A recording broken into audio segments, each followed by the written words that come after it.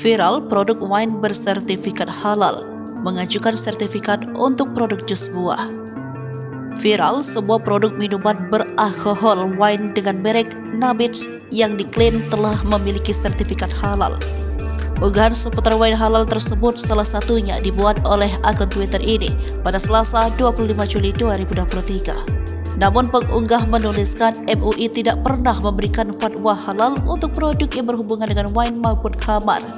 Postingan ini membuat Kemenak dan MUI buka suara gara-gara produk wine viral bersertifikat halal itu.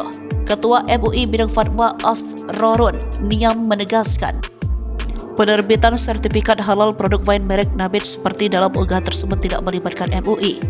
Menurut Asrorun, produk minuman fermentasi anggur dengan kandungan alkohol itu tidak sesuai dengan standar fatwa halal MUI. Karena MUI tidak bertanggung jawab atas sertifikat halal tersebut, ujarnya. Di sisi lain, Kepala Badan Penyelenggara Jaminan Produk Halal Kementerian Agama, Muhammad Akil Irham menjelaskan, pihaknya tidak pernah mengeluarkan sertifikat halal untuk wine.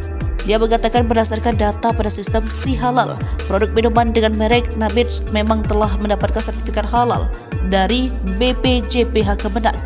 Produk jus buah merek Nabitz, lanjut Akil, telah diajukan sertifikat halal pada 25 Mei 2023 melalui mekanisme self-declare dengan pendampingan proses produk halal atau PPH.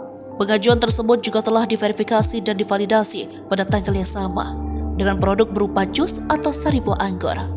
Selain itu, menurut Akil, pendamping PPH pun telah memastikan bahan-bahan yang digunakan adalah halal dengan kemasan akhir produk berupa botol plastik.